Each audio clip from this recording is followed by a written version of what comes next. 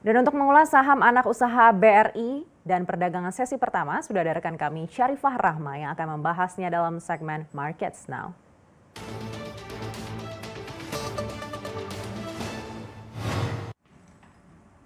Ya, terima kasih Anneke. Dan untuk mengulas perdagangan saham sesi pertama, kami sudah terhubung bersama Henry Widiantoro, Equity Research Analyst PT Erdika Elite Sekuritas. Selamat siang, Mas Henry.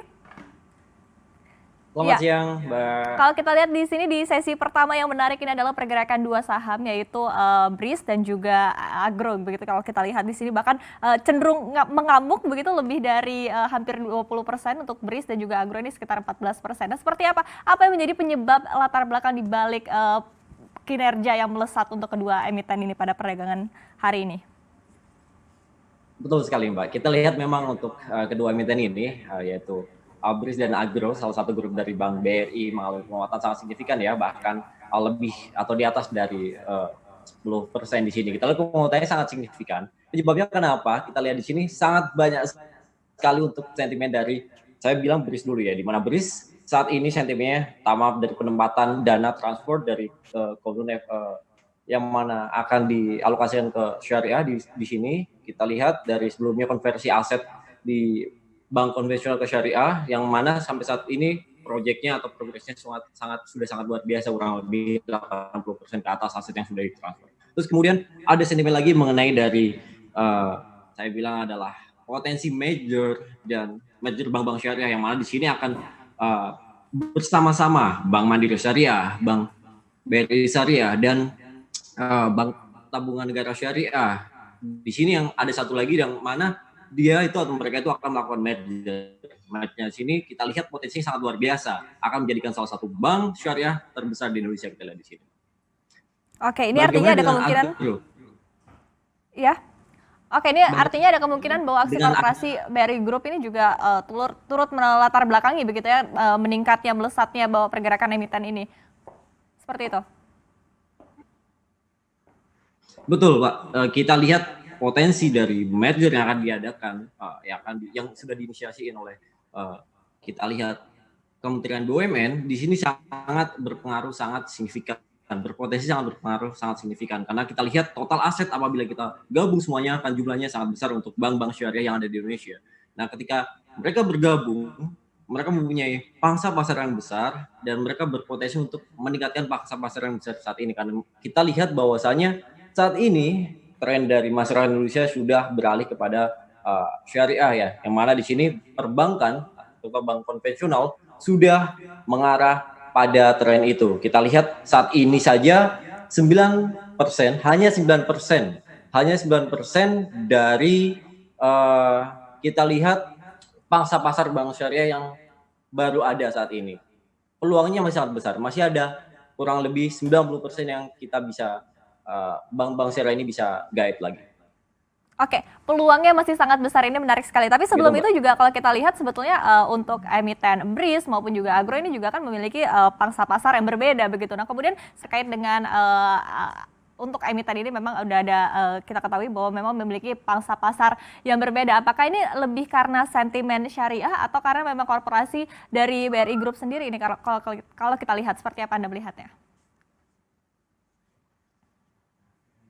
Kita lihat dari dua-duanya, Mbak. Pertama dari alokasi BRI Group, dari kita lihat induknya siapa BRI, yang mana Bank BRI secara konsisten mencatatkan laba sangat signifikan di sini. Kita lihat dari tahun ke tahun tidak pernah rugi, bahkan seringkali Bank BRI menjadikan top leader di sini dalam bank konvensional yang memberikan laba sangat signifikan per tahunnya. Terus kemudian kita lihat dari merger ini potensinya sangat luar biasa. Terus kemudian dari kita lihat sendiri Bank BRI Syariah yang secara fundamental juga masih sangat bagus. Kemarin kita lihat sendiri minggu lalu bahwasanya minggu ini Bank BRI Syariah mencatatkan laba yang sangat signifikan. Jumlahnya Bapak Ibu mungkin sudah tahu kurang lebih pertumbuhannya di atas 220 sekian persen, di sini sangat signifikan. Dan ini men-trigger dari masyarakat untuk kembali mengakumulasi dari bank syariah itu sendiri. Kita lihat pangsa pasar Indonesia sangat luar biasa untuk perbankan syariah.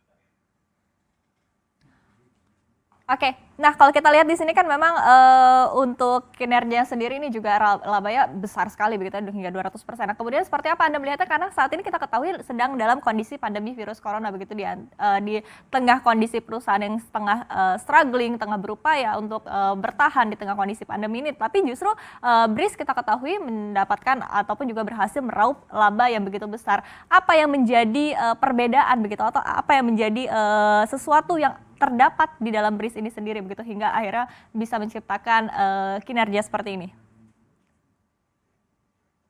Kita lihat dari BRIS ini, banyak sekali faktor-faktor yang menyebabkan kenapa BRIS untuk tahun ini, semester ini mengalami laba cukup signifikan. Pertama dari masalah pertumbuhan pembiayaan. Di sini BRIS mengalami pertumbuhan pembiayaan dalam menyalurkan pinjamannya ya. Kita lihat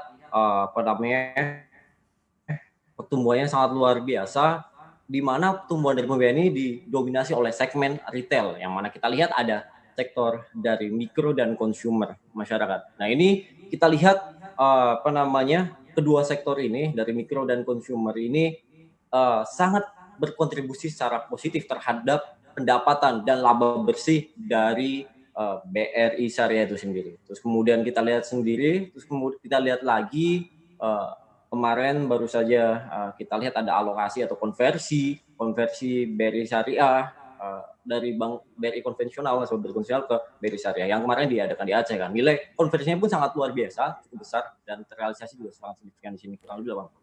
Nah, dengan adanya ini kita lihat. Iya Mas, silakan boleh dilanjutkan.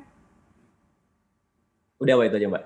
Oke, Mas Henry, tadi kan sebetulnya sempat saya cek ini sekitar 70% begitu untuk 77% untuk kenaikan dari BRIS sendiri begitu dalam sebulan terakhir, untuk Agro sekitar 74%. Nah, ini artinya apakah dengan kenaikan seperti ini juga masih akan menjadi long trend begitu, artinya juga untuk investor masih menarik untuk dikoleksi atau justru sudah saatnya begitu untuk sedikit dilego, seperti apa Anda melihatnya?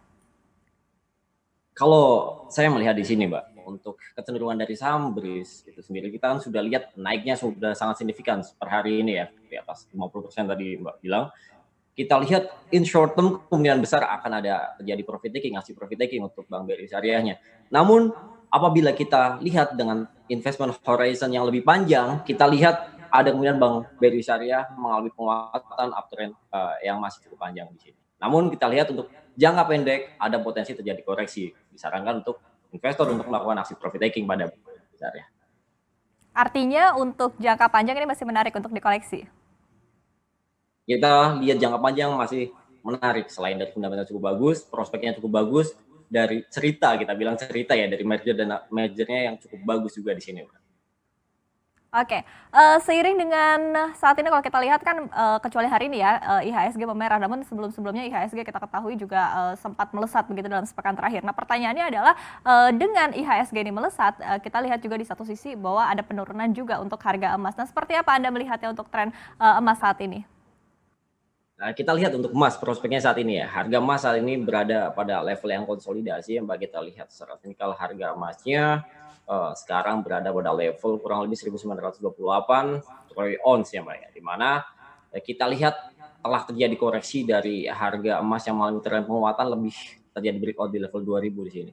Nah, kita lihat di sini bagaimana dengan looks-nya atau looks emas ke depan. Kita lihat untuk emas saat ini masih sangat berpotensi untuk terjadi penguatan, terjadi uptrend di sini Mbak, di mana uptrendnya dipengaruhi oleh sentimen dari ketidakpastian ekonomi, ketidakpastian global, dan ketidakpastian bisnis di Indonesia itu sendiri. Kita lihat pandemi ini sangat memukul perekonomian di dunia. Nah, di sini investor sangat berharap, sangat memilih instrumen safe haven, di mana kita lihat instrumen safe haven di sini yang kita maksud adalah emas. Emas menjadi suatu instrumen investasi yang sangat menarik.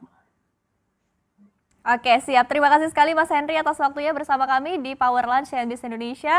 Dan berikut tadi dialog kami bersama Henry Widiantoro, Equity Research Analyst PT Ardika Elite Sekuritas.